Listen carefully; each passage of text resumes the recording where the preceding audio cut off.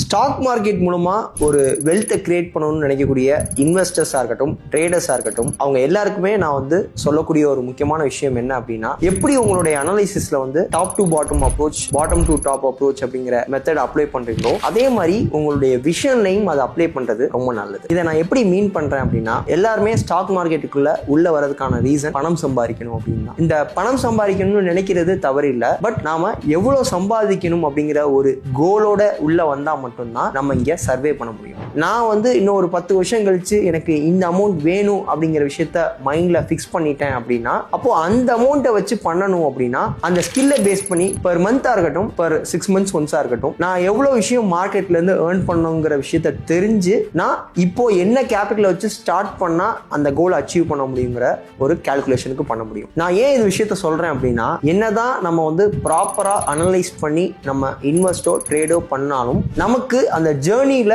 எப்படி டிராவல் பண்ணணும் அப்படிங்கிற ஒரு விஷயம் தெரியாம நம்ம அதை பண்ணிட்டோம் அப்படின்னா, நம்ம என்னதான் எஃபோர்ட் போட்டாலும் நம்ம நினைக்கக்கூடிய விஷயத்தை அவ்வளவு சீக்கிரம் அச்சீவ் பண்ண முடியாது.